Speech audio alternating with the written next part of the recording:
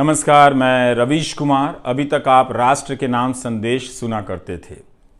जब किसी को लगे कि सेठ देश को अपनी जेब में रखने लगा है, तब राष्ट्र के नाम संदेश सुनना बंद कर दीजिए।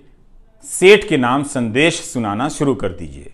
आप चाहें तो अपने रेडियो चैनल पर सेठ की बात भी शुरू कर सकते हैं। संडे के दिन आज़ादी के आंदोलन के समय भारत के कई सेठों ने अपना बिजनेस दांव पर लगा दिया, इसलिए कि भारत आज़ाद हो और लोकतंत्र कायम हो। अब उसी आज़ाद भारत में कुछ सेठ ऐसे हैं जो लोकतंत्र और अभिव्यक्ति की आज़ादी को कुचलने के नए नए तरीकों में हिस्सेदार बनते जा रहे हैं। इसलिए सेठ के नाम संदेश जारी कर रहा हूं। कारोबार बहुत साफ है मेरी समझ में कि देश और समाज के लिए अत्यंत जरूरी है। दुनिया के अन्य देशों की तरह हमारे देश के सेठों ने भी समाज को बहुत कुछ दिया है, लेकिन हर सेठ को आप उसी एक चश्मे से नहीं देख सकते हैं। बहुत सारे सेठ होते हैं जो बहुत मेहनत करते हैं, अपना उत्पाद बनाते हैं, उस उत्पाद को लेकर दुनिया में विश्वास हासिल करते हैं, दूसरे अच्छे उत्पादों से प्रतिस्पर्धा करते हैं, पैसा कमाते हैं, समाज और देश को देते हैं। मगर दो चार सेठ ऐसे होते हैं जो राजनीति के बेहद खास होते हैं। उन्हें हर चीज का ही ठेका मिल जाता है, जंगल से लेकर बंदरगाह, आसमान से लेकर जमीन तक का। ऐसा लगता है कि बाकी किसी सेठ को बिजनेस करना नहीं आता है। ऐसे सेठ का सारा कारोबार आप देखेंगे कि सरकार की संपत्ति के आसपास घूमता है। इस तरह के सेठ का मूल्यांकन आपको अलग से करना चाहिए। सभी को सभी में मत मिलाइए। यह उन सेठों की तरह नहीं है जो गली नुक्कड़ पर गर्मी सर्दी बरसात में हड्डियां गलाते हैं और बिजनेस करते हैं। ऐसे ही दो चार सेठों के लिए यह सेठ के नाम संदेश है। इनका बिजनेस सरकार की गोद में बैठकर होता है, इसलिए इन्हें आप गोदी सेठ कह सकते हैं। जैसे गोदी मीडिया होता है, वैसे ही भारत में गोदी सेठ आ गए हैं। गोदी मीडिया में दो तरह के सेठ हैं, इसे ध्यान से समझिए। पहले प्रकार के वे सेठ हैं जो इस माध्यम में बहुत पहले से जमे हुए थे, लेकिन उन्हें गोदी मीडिया बनाया गया। वे गोदी मीडिया के जरिए अब धंधा कर रहे हैं। गोदी मीडिया क्या करता है? जनता से सच्चाई छिपाता है और दिन रात आपको हिंदू मुसलमान के बीच विवाद में उलझाकर रखता है या इसी तरह के दूसरे विवादों में फंसाए रखता है। तो गोदी मीडिया देश का पहला ऐसा बिजनेस है जिसमें हजारों लोग इस बात के लिए घर से निकलते हैं कि दफ्तर पहुंचकर खराब से खराब प्रोडक्ट बनाएंगे। ऐसा कहीं बिजनेस आपने देखा है? घटिया प्रोडक्ट बनाने के लिए लोग घरों से निकल रहे हैं, कम लागत में बना रहे हैं ताकि आप खुशी खुशी मुफ्त में आपको मिले और समझे कि आप ग्रहण कर रहे हैं। ये लोग घर से निकलते हैं कि हम पत्रकारिता करने जा रहे हैं, यही बताकर निकलते हैं, लेकिन पत्रकारिता के नाम पर दफ्तर पहुंचकर जहर फैलाने का काम करते हैं। केवल जहर ही नहीं, जनता तक दूसरी सूचनाएं ना पहुंचे, जनता की बात सरकार तक और जनता तक ना पहुंचे, इसके लिए गजब गजब का प्रपंच रचते हैं। लेकिन अब जनता कुछ कुछ समझने लगी है। समझ रही है जनता कि नफरती डिबेट से उसका भला नहीं हो रहा है। जिन बच्चों को डॉक्टर बनाने में ध्यान देना चाहिए, वे दंगाई बनाने के खेल में फंसाए जा रहे हैं। उसकी मानसिकता का प्रसार हो रहा है। तो कोई भी नहीं चाहेगा कि उसका बच्चा दंगाइयों की मानसिकता के साथ बड़ा हो। तो अब यहां से बदलाव का रास्ता खोजा जा रहा है। आपके लिए नहीं बदलना है, किसी और तरीके से बदलना है ताकि आपको झांसा दिया जा सके कि यह कोई दूसरा मीडिया है, उनसे अलग है। यह बात आपको समझनी है। गोदी मीडिया पार्ट 2 लॉन्च होने जा रहा है। एंकरों की जगहें बदली जा रही हैं। आप देखेंगे एक एंकर यहां से वहां जा रहा है, वहां से यहां आ रहा है। नए गोदी सेठ लाए जा रहे हैं। ये दूसरे वाले सेठ जो नए तरीके से गोदी मीडिया का काम करेंगे। आप सोचिए, अगर सेठ ही गोदी हो तो क्या उसका मीडिया गोदी मीडिया नहीं होगा? सोचिए, जिस सेठ का सारा काम सरकार से जुड़ा हो, कई तरह की सरकारों से जुड़ा हो, क्या वो सरकार से सवाल पूछ पाएगा? आप सोचिए। आपके लिए कौन पूछेगा, कौन बोलेगा? जब आपको लगेगा कि आपके लिए किसी को बोलना चाहिए, तब यह गोदी मीडिया पार्ट 2 क्या करेगा? विदेशों में भारत का नाम कैसे हो रहा है, डंका कैसे बज रहा है, इसकी कहानी बताकर आपको अपनी परेशानियों से दूर करेगा और उन्हें बंद कर देगा व्यापक जनता के बीच पहुंचने से। तो यह खेल होने जा रहा है। आपकी तनख्वाह 4 साल से नहीं बढ़ी है, बच्चों को पढ़ा नहीं पा रहे हैं, अच्छे कॉलेज नहीं हैं, और गोदी मीडिया इस पर बात नहीं करेगा। तो गोदी मीडिया पार्ट 2 में इसके लिए शरीफ एंकर लाए जाएंगे, जिनके बोलने का तरीका कुछ और हो, वो इसी सिस्टम के पार्ट हों, मगर वो जनता के बीच ज्यादा बदनाम अभी नहीं हुए हैं। तो ऐसे लोगों के हाथ में यह कमान सौंपी जाएगी और गोदी मीडिया पार्ट 2 लॉन्च होगा। इसलिए बताना चाहता हूं कि दुनिया में भारत की क्या स्थिति है, इसके नाम पर एक तरह से आपको चांद दिखाकर आपसे निवाला छीन लिया जाएगा। इसलिए गोदी मीडिया पार्ट 2 के खेल को ध्यान से आपको समझना है। इसमें आ रहे सेठों के धंधों पर नजर रखिए, उन धंधों को समझिए कि क्या है, कैसे मिला है और उन धंधों को लेकर किस तरह की बातें हुई हैं। ये जो गोदी सेठ हैं बाकी सेठों से बहुत अलग होते हैं। बाकी सेठ भी जानते हैं कि 2-4 गोदी सेठ हैं, उनकी ताकत बहुत बड़ी है, वो जो चाहें कर सकते हैं, हर चीज खरीद सकते हैं। उनसे बचकर या उनकी छोड़ी हुई जगहों पर अपना धंधा चुपचाप कर रहे हैं, बोल नहीं पाते हैं। पहले से अच्छा और सस्ता देने के नाम पर आपको ठगा जा रहा है। ये वीडियो लंबा होने जा रहा है, इसलिए गुजारिश है कि आप सुनने का तरीका अब बदल लीजिए, ठहर कर सुनिए और क्या कहा गया है उसे बार बार सोचिए, बार बार इस वीडियो को देखिए। तो इसी संदर्भ में आपको एक किस्सा बताना चाहता हूं। यह किस्सा है जर्मनी का। हिटलर को आइडिया आया कि 50 में से केवल एक ही जर्मन के पास कार है। तो वो आइडिया लेकर आता है कि सभी जर्मन के पास एक कार होनी चाहिए।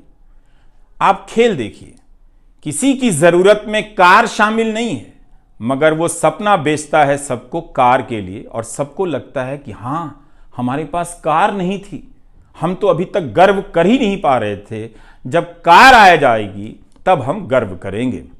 तो इस किस्से को आपको खास संदर्भ के लिए बताना चाहता हूं। इन दिनों आप देखेंगे कि कार की जगह मुफ्त में मोबाइल डेटा बांटा जाता है और कई चीजें बांटी जाती हैं, जिससे आपको फायदा भी होता है। लेकिन सोचिए कि एक सस्ती चीज देकर बाकी कितनी चीजें, बेशकीमती चीजें आपसे ली जा रही हैं। इसका हिसाब करेंगे तब आपको खेल समझ आने लगेगा। तो मई 1937 में नाजी पार्टी की मजदूर इकाई एक कोऑपरेटिव बनाती है, फोक्सवैगन के नाम से फर्डिनेंड पोर्श को ले आती है, जो अमीरों की कार तब बनाया करते थे। बहुत ऑटोमोबाइल इंजीनियर थे उस समय के, बहुत ही लोकप्रिय ऑटोमोबाइल इंजीनियर थे फर्डिनेंड पोर्श। अब वो गरीबों के लिए, आम लोगों के लिए सस्ती कार की डिजाइन करने लग जाते हैं। हिटलर के दोस्त माने जाते थे, इसलिए आज के हिसाब से उन्हें तब का गोदी सेठ कहा जा सकता है, बिल्कुल कहा जा सकता है फर्डिनेंड पोर्श को। तो वो एक कार डिजाइन करता है और उसी वक्त दिसंबर 1938 में यहूदियों के लिए कार चलाने पर रोक लगा दी जाती है। एक तरफ जनता सस्ती कार मिलने के सपने में खोई हुई है, दूसरी तरफ उसी जनता के एक बड़े हिस्से के कार चलाने पर रोक लगाई जाती है और उसे गैस चैम्बर में भेजा जाने लगता है। अब आप समझ रहे हैं, कुछ कुछ सोचिएगा। तो इसलिए कहा जाता है, जो लोग कहते हैं कि तकनीकी सभी के लिए समान अवसर लेकर आती है, यह बात पूरी तरह से ठीक नहीं है। अंतिम और सबसे बड़ा फायदा किसे होता है, ये हम इतनी आसानी से नहीं समझ सकते हैं। एक किस्सा और है, सभी कार खरीद सकें, इसलिए उस समय हिटलर की पार्टी ने एक बचत योजना बनाई, जिसमें 3 लाख से अधिक लोगों ने अपनी पूंजी लगा दी। लेकिन तब तक द्वितीय विश्व युद्ध शुरू हो गया और हंगामा मच गया कि देश के लिए कुछ करना है, और वो कंपनी जो है वो कार की जगह सैनिक साजो सामान बनाने लग जाती है। 3 लाख लोगों को कार नहीं मिलती है, उनकी पूंजी डूब जाती है। उस कंपनी में एक कामगार था जिसने बाद में अपना एक अनुभव बताया। 15,000 लोग बंधुआ मजदूरी करते थे। 350 लोग इसलिए मर गए कि उनके इलाज की कोई व्यवस्था नहीं की गई, यानी इंसान की वहां कोई कीमत नहीं थी। तो उस व्यक्ति ने क्या कहा? उसने कहा कि उसे कारखाने में ही समझ में आया कि वह एक गुलाम है।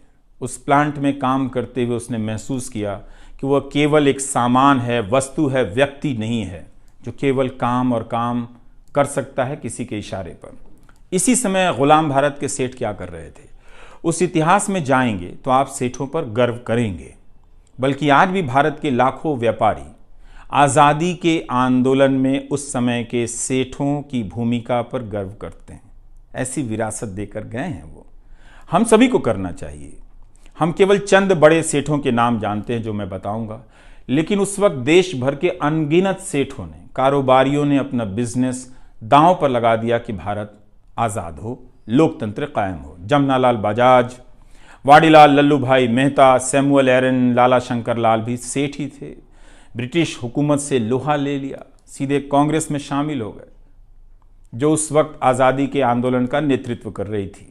जीडी बिरला, अंबालाल साराभाई, वाईचंद, हीराचंद जैसे सेठ कांग्रेस में शामिल नहीं हुए, ऐसे भी लोग थे, मगर बाहर से आंदोलन का समर्थन करते रहे। इनमें से कोई भी सामान्य सेठ नहीं था। हमारे हीरो हैं ये लोग, हमारी आज़ादी की लड़ाई की विरासत हैं। इन्हें भी छापा पड़ने और बिजनेस डूब जाने का डर रहा होगा, मगर ये उस डर से उस वक्त बाहर आ गए। इन सब सेठों के योगदान को आप ध्यान से देखिए, पता चलेगा कि कईयों ने अपनी दुकान जलाकर आज़ादी के आंदोलन को सींचा है। आज भी ऐसे कई सेठ हैं जो भारत को इन्हीं सपनों के साथ देखना चाहते हैं, आज भी, मगर वे डर गए हैं, डरा दिए गए हैं, इसलिए अब नहीं बोलते हैं। आपको याद है एक बार राहुल बजाज ने अमित शाह से एक सवाल पूछ लिया, कितना हंगामा मच गया था, बड़ी खबर बन गई थी, क्योंकि अब पब्लिक में आपके सेठ सरकार से सवाल नहीं करते हैं। एक समय था जब काफी बोला करते थे, इसलिए मुझे लगा कि सेठ के नाम संदेश जारी करना जरूरी है। तो आजादी के समय के सेठ बिजनेस तो कर रहे थे, मगर यह भी देख रहे थे कि जनता के साथ अन्याय हो रहा है। उन्होंने आजादी की लड़ाई में हाथ और धन दोनों बटा दिए। बेंगलुरु के हाजी उस्मान सेठ ने तो अपनी सारी पूंजी गांधी के आंदोलन को दे दी, आयात किया हुआ सारा सामान जला दिया। बाद में हाजी उस्मान की मौत किराए के मकान में हुई, लेकिन जब उनकी मैयत निकली तो इतने लोग शामिल हुए कि 5 किलोमीटर की लाइन बन गई। यह था सेठों के प्रति सम्मान, उनका आदर और उनका योगदान। तो जिस समय हिटलर की जर्मनी में सेठ उसके साथ मिलकर अपनी ही जनता को जला रहे थे, भारत में, गांधी के भारत में सेठ अपना बिजनेस जलाकर लोगों के अंधेरे घरों में दिया जला रहे थे। है ना उनका शानदार इतिहास। मीडिया को सेठ ही चलाते हैं। हर दौर में सेठ, मीडिया और सरकार की भूमिका और रिश्ते बदलते हैं। हर समय नई नजर से इन तीनों को देखने की जरूरत है। जब सारा मीडिया 2-4 सेठों के हाथ में चला जाएगा, तब अभिव्यक्ति का मैदान छोटा हो जाएगा। कई लोग इस खेल की तुलना हर तरह के सेठ से करते हैं, मगर यह खेल इतना सरल नहीं है। पिछले 8 साल में कई नए मीडिया संस्थान आए, जैसे caravan, wire, news laundry, scroll, article 14। यह भी मीडिया का काम करते हैं। क्या गोदी सेठ इनकी मदद कर सकता है? इनमें निवेश कर सकता है? नहीं, क्योंकि ये सरकार से सवाल करते हैं, झूठ का पर्दाफाश करते हैं। इसलिए गोदी सेठ का निवेश केवल धंधे के उसूल की तरह किया जाने वाला निवेश नहीं है। आप बेहतर तरीके से जानते हैं कि गोदी सेठ क्यों गोदी सेठ है। आप ही बेहतर बता सकते हैं कि यह सेठ किसका है, मतलब खुद बना है या किसी का एजेंट है।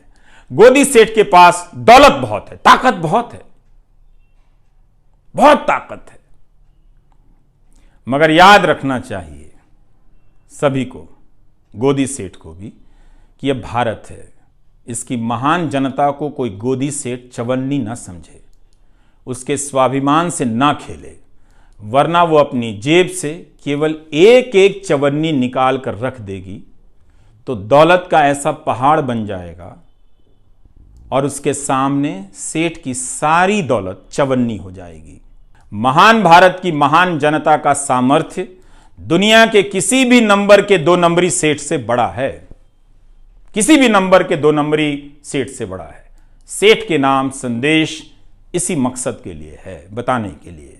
पूरी दुनिया में देखिए, केवल भारत में नहीं है, सेठ लोग क्या कर रहे हैं। 2-4 ही सेठ होते हैं हर देश में, वो पूंजी को अपने नियंत्रण में कर लेते हैं, सारी पूंजी उनके पास होती है। ऐसे सेठ राजनीति की गोद में होते हैं और राजनीति इनकी गोद में होती है। विकास विकास की राजनीति के नाम पर ऐसे सेठ आपके लिए नौकरी का सपना पैदा करते हैं, कुछ समय के लिए, कुछ को रोजगार देते भी हैं, फिर उस नौकरी के नाम पर जंगल, जमीन, आसमान तक पर अपना कब्जा जमा लेते हैं। आप देखेंगे कि इस काम में 2 ही 3 सेठ होते हैं, ज्यादा से ज्यादा 10 होते हैं। किसी भी देश में देखिए, केवल भारत में नहीं है।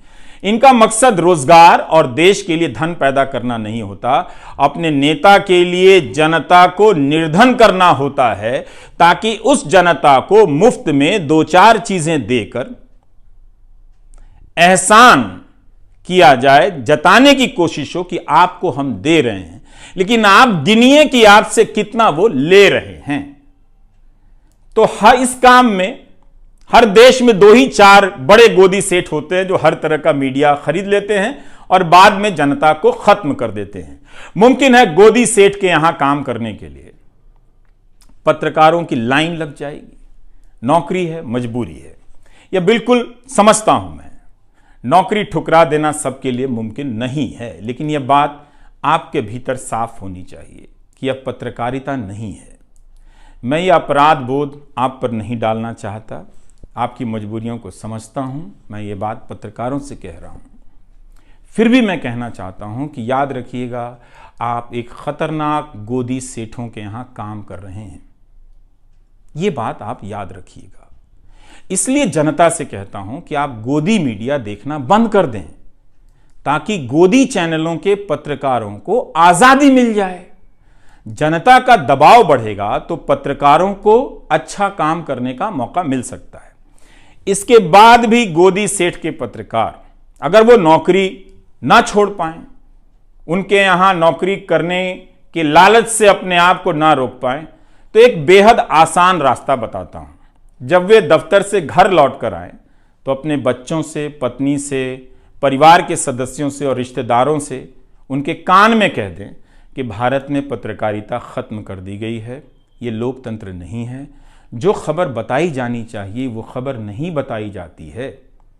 आज हमने कई ज़रूरी खबरों की हत्या की है, हत्या होते हुए देखी है। नए और अच्छे कहे जाने वाले पत्रकारों को लाया जाएगा। गोदी मीडिया पार्ट 2 लॉन्च होगा। ये बातें बहुत अच्छी करेंगे, शालीन तरीके से करेंगे। आपको पता भी नहीं चलेगा कि चीज़ें बदल गई हैं। पहले धक्का देकर आपको बाहर निकाला गया, अब कंधे पर हाथ रखकर, गर्दन सहलाकर आपका काम तमाम किया जाएगा। तो तमाम तरह के प्रोमो आएंगे जिससे लगेगा कि ये पत्रकारिता के तारणहार आ गए हैं, अब पत्रकारिता ये लोग बचा लेंगे। लेकिन इनकी भाषा पर गौर करते रहिएगा, इनकी आंखों में झांक कर देखिएगा। ऐसे बोलेंगे जैसे अपने गुल्लक का सोना गलाकर भारत की गुलाम हो चुकी पत्रकारिता को ये सोना बनाने आ गए। जो बताया जा रहा है उसे देखिए, जो नहीं बताया जा रहा है उसके बारे में सोचिए। चैनलों से खबरें गायब हो रही हैं, खबरों की जगह झगड़े भर दिए जा रहे हैं। गोदी सेठों का गोदी मीडिया, अलग अलग चैनल मगर सभी का काम एक। क्या यह आज़ाद मीडिया की निशानी है? खुद से सोचिए। यह कैसा बिजनेस है जहां खराब माल बनाने को लेकर कंपटीशन हो रहा है? बिना आज़ाद मीडिया के नागरिक की आज़ादी का क्या मतलब है? कहां बोलेंगे आप? किससे बोलेंगे आप? क्या आप बर्दाश्त कर सकते हैं कि इतने महान देश में एक आजाद मीडिया नहीं है? यह गर्व की बात है। जितने भी पुराने और सांस्थानिक मीडिया थे सब के सब गोदी हो गए। यूट्यूब का भी फॉर्मूला ये लोग एक दिन निकाल लेंगे। आजाद पत्रकारों के लिए खतरे बढ़ने वाले हैं। राष्ट्रीय सुरक्षा से जोड़कर उन्हें अब दबाया जाएगा। इसके नाम पर पहले ही कई लोगों को फर्जी तरीके से जेल में बंद किया गया है। आप जानते हैं, कई उदाहरण दिए जा सकते हैं। तो अब बारी आजाद पत्रकारों की है।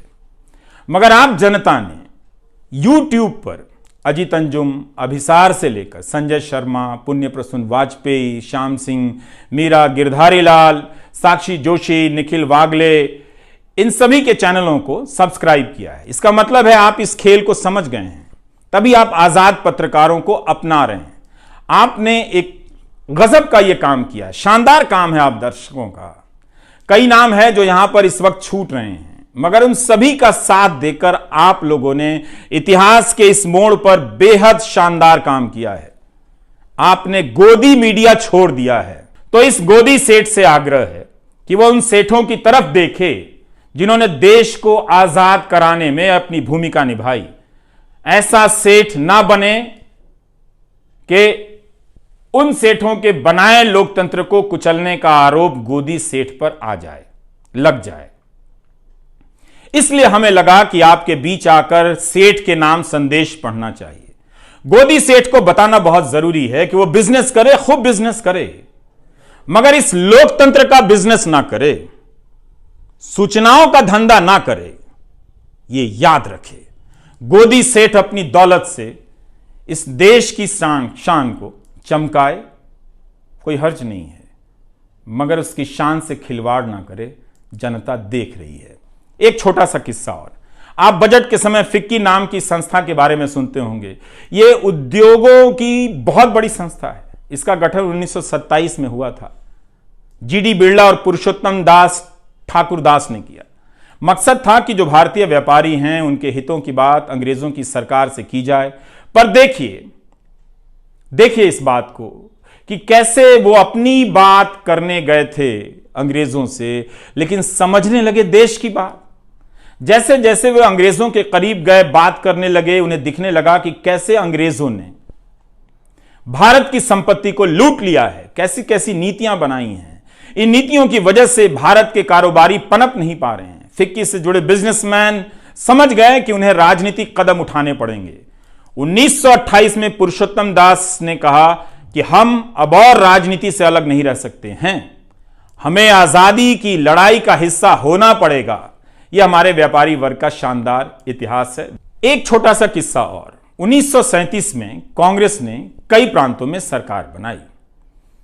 इसी से जुड़ा जीडी बिरला का एक प्रसंग है। तब जीडी बिरला ने अंग्रेजी हुकूमत के अधिकारियों से कहा था कि कांग्रेस केवल संविधान के हिसाब से काम करने नहीं आ रही है, बल्कि आजादी के लक्ष्य को आगे बढ़ाने के लिए सरकार में आ रही है। अगर सरकार संवैधानिक सुधार नहीं करती है तो भारत सीधी कार्रवाई के लिए मजबूर हो जाएगा, यानी आजादी के आंदोलन के लिए। इसका मतलब तो यही था कि जनता अहिंसक रूप से सरकार की बात मानने से इनकार कर देगी, सिविल नाफरमानी कर देगी। यह हमारा इतिहास है। वक्त फिल्म में एक चिनॉय सेठ हुआ करता था, लेकिन अब वो गोदी सेठ में बदल गया है। इसलिए आज का वीडियो बनाना पड़ा, बताने के लिए कि गोदी सेठ भारत की जनता को चवन्नी ना समझे। मीडिया और पत्रकार बिक सकते हैं, लेकिन जनता को कोई नहीं खरीद सकता। क्या दिन थे जब हमारे सेठ अंग्रेजी हुकूमत पर दबाव डालते थे कि जनता का दमन मत कीजिए, कांग्रेस और प्रेस से बैन हटा दीजिए, मगर अपने बिजनेस को इसके लिए उन्होंने खतरे में डाल दिया। मगर आज हम कहां पहुंच रहे हैं, यही याद दिलाने के लिए था सेठ के नाम संदेश। गोदी चैनल देखना बंद कर दीजिए। बिना मेहनत के, बिना समय लगाए, बिना किसी खर्चे के आप अपने प्यारे देश के लिए इससे ज़्यादा कुछ नहीं कर सकते, इससे बेहतर कुछ नहीं कर सकते। नमस्कार।